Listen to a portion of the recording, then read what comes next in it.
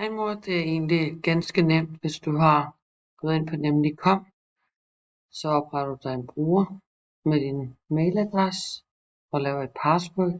Det har jeg allerede gjort, så logger jeg ind.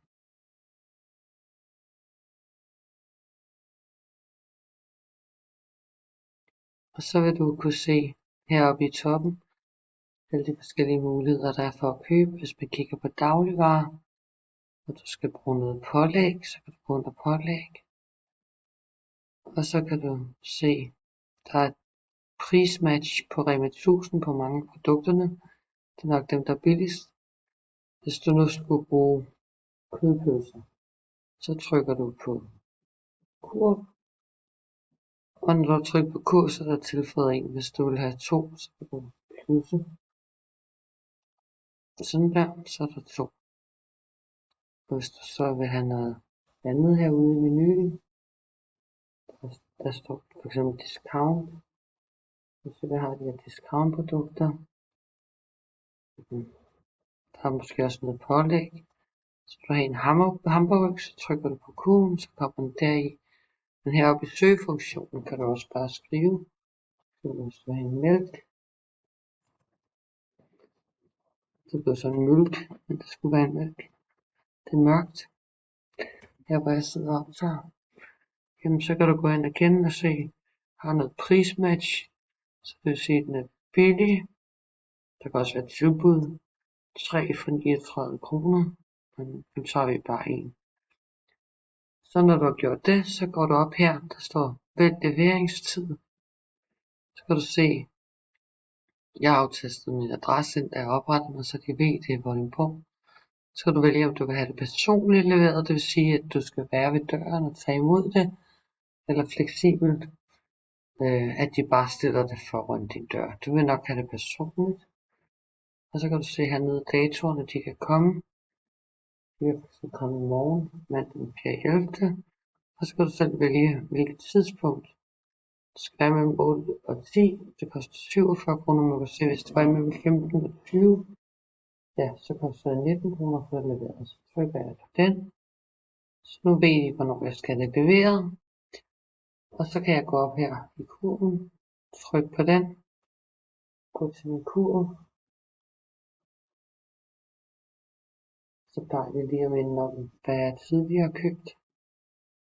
Men jeg går bare videre til kurven. Så kan jeg se, hvad er det, jeg har bestilt.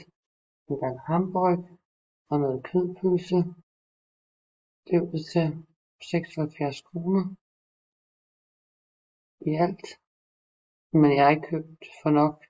Hvis jeg havde købt for nok, så ville jeg putte noget mere i. Man skal købe for 500 kroner ad gangen, så man køber vand til en hel uge. Så jeg kunne prøve at putte noget mere i. Kød og fisk. Så vi når beløbet, så du kan se, hvordan man betaler.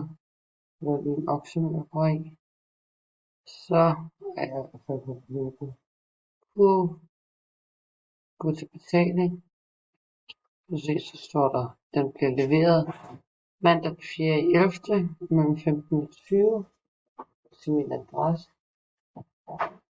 Hvis der er en besked, så kan man skrive, at den skal stilles ved hoveddøren, hvis man ikke er der. Og så kan man simpelthen vælge, at man vil trykke MobilePay eller betale med sit kort. Så MobilePay, og jeg accepterer vilkårene. Der. Så betaler jeg. Det gør jeg så ikke nu, fordi jeg skal ikke bestille noget. Men så vil den gå ind på MobilePay, og så skal jeg bare tage mit nummer, og så gennemføre købet, og så, ja, så kommer min vare. Jeg vil lige vise dig en ekstra funktion. Man kan skrive heroppe gratis.